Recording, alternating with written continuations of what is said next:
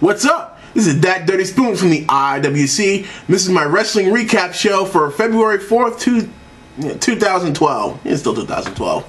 First off, I want to give a shout out to my friend Boona713. Happy birthday, Tubby. Alright, yeah, today he turns fat. That's right, I said it. What you gonna do? I'll see you tomorrow, bro.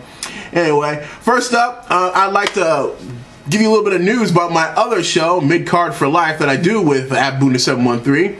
We're going to do that show before every WWE and TNA pay-per-view. It's mostly going to be a preview show and possibly a post-show. It depends on how we feel afterwards. If the show really made us mad, which I suspect against all odds we'll probably do a post-show and just rip it apart.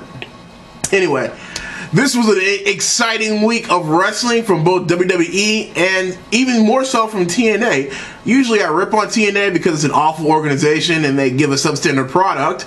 So, I feel justified in giving them a lot of mess. But today, the show they put on this week from London, England was actually watchable. I'm not going to say it was good. I'm going to say it was much more watchable than usual. First up this week, the biggest, best news that came out on Raw on Monday night, and I kind of hinted to it in my last video, but in this one I'm going to say it. Yes, The Undertaker is back. The Undertaker returned to the WWE on Monday and laid down a challenge to Triple H for WrestleMania. Of course, Triple H being in a an authority role now, has yet to accept or decline the challenge of The Undertaker. Insiders, like everyone else on the planet who is in the IWC, like me, we all know that Triple H is going to have to accept this challenge for two reasons. One, there's no one else that Undertaker would rather face at this point in his career. As much as I love The Undertaker, I know that he is getting up there in age and he cannot just get in the ring with anybody. He's got to get in the ring with someone that's going to make sure he doesn't kill himself. And that's just the case that Triple H has the experience, strength, and skill set to do that. The other thing, the reason why we know that Triple H and Undertaker are going to face each other at WrestleMania, very simple. If they don't face each other at WrestleMania, who else would they face? I don't see a gimmick match with Triple H and John Laurinaitis for the Raw General Manager's job. And there's really no one else in the back. Sorry, guys. There's no one else in the back that I see going up against Undertaker right now and being a legitimate challenge to the streak. I just don't. The only two names that maybe come up, maybe, would be Chris Jericho and John Cena. And as far as I can tell, they're both very busy. The Chris Jericho thing actually leads me to my second big point of news that happened on Monday. Chris Jericho and CM Punk got the feud started. CM Punk was having a one-on-one match with Daniel Bryan Danielson, champion versus champion match on Raw. A very, very good wrestling match. If you have a opportunity to see that, definitely suggest you check that out. But during the match, Jericho comes in, throws DVD out of the ring, and delivers his code breaker to CM Punk. So that feud's about to get started, and I just can't wait till those guys just get on a mic and start ripping on each other. Now, the road to WrestleMania has truly, truly begun. That leads us into the big goings-on of TNA's Impact wrestling show from London, England. As I mentioned before, TNA's taped this episode of Impact from London's Wembley Stadium. And they made a point of saying that this is the largest live crowd that they've ever performed in front of. And you know what? When the crowd is into it, it really helps the show. I don't know what TNA has to do, but they really need to find a way to get either some real wrestling fans in the Impact Zone or go on the road more. I think that going on the road more is going to be a lot easier for them. I know it won't be cheap. You can tell from this show because this show was, lacking in TNA talent, I can say. Not that there's no talent in TNA, but a lot of people did not make this trip and therefore were not on screen. As a matter of fact, James Storm wrestled twice, so that just lets you know. But, I mean, there was no Hardy, there was no EY, there was no... Well, actually, Jesse Sorensen, Zema Ion, they weren't there. Rob Van Dam wasn't there. But Hulk Hogan showed up, of course, yeah. Apparently, the big reveal on Impact was that Hulk Hogan was Garrett Bischoff's trainer. Well, big reveal? yeah, you can see that coming a mile away. TNA definitely needs to work on their creative processing if they're going to be any kind of legitimate threat to the WWE.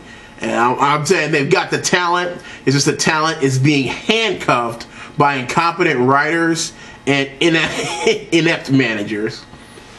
But again, it was a very watchable show. They actually advanced some storylines. They advanced the tag team division. It's now Brutus Magnus and Samoa Joe versus Crimson and Matt Morgan for the belts at Against All Odds. An interesting note, Matt Morgan and Crimson came out to the ring without their belts this week. I guess they couldn't get it past customs. Just say, you know, take 2 steps forward and 1 step back, TNA.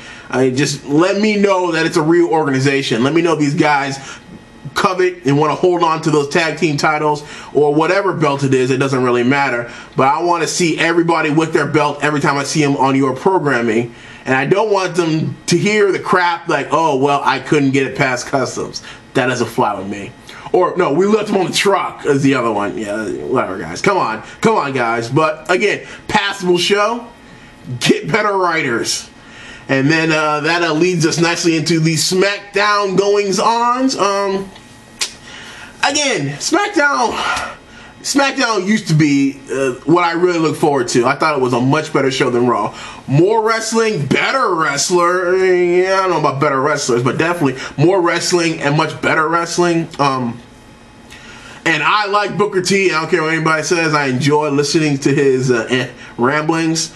But this show was awful. I'm sorry, the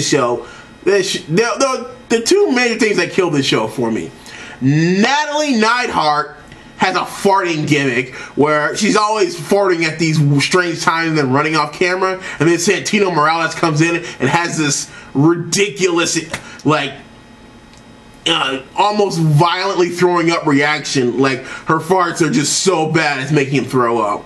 Now, look, people, I know you don't care at all about the Divas division. I know you're not trying to make any money off the girls, but I mean, try not to embarrass them openly on national television on a regular basis. That's all I ask. You know, let them come out there, get their two and a half moves out, and then leave with some dignity. I mean, Natalie Neidhart is one of one of the divas that can really wrestle, who's gotten some really good training and isn't just a fashion model parading around as a wrestler. She's a legitimate wrestler, and I think that while I know she loves the WWE, it's probably where you know, her father was a huge part of the WWE. She wants to be a huge part of the WWE, but I don't see what she has earned. I don't know what she's done to earn to be treated like this. I mean, it's awful.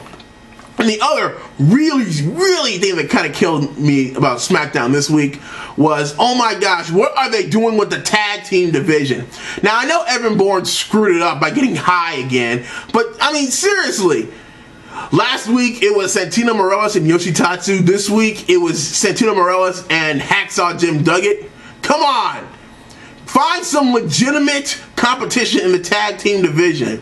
Put Hunico and Camacho together. Those guys, at least they present with 2 people who've been wrestling and who could possibly challenge Epico and Primo for the belts. I mean, put a couple of those NXT guys together. I mean, it worked so well for you last time. I'm just saying, put some competition, try and make some money off of that division. I'm really getting tired of you guys just throwing away entire rosters of wrestlers because they're not, big, their name in headlights, their name in lights don't move ticket sales the way you want. I mean, there are some people out there who would really enjoy a legitimate tag team match. And I think that, if you're going to have the tag team division, put some guys together who could actually compete in the tag team division, see where it goes. I mean, I don't think you guys might have fallen into a few great tag teams, but a lot of tag teams are still there. And that is something that, some people would pay money to see. And I'm just saying, stop wasting screen time with these comedy duo acts. I mean, they're not doing it for me. All right, I'm just saying. Anyway, that's my little soapbox on that. It's just there were some really good tag team wrestlers of the past, back in even after the Attitude Era. You know, the Edge and Christian, Hardy Boys, Road Dogg, Jesse James, the Badass Billy Guns. I mean, they made great tag team, and they made tag team wrestling great. And I think that we can get there again, but you gotta put some people together, try them out, see how it goes. Just saying, you know. Yeah. Anyway, some of the upcoming. That's this week's show. I'm sorry for all the raging out of control. It's just that I like tag team wrestling, and I want to see it treated with a little bit more respect than that, especially from WWE.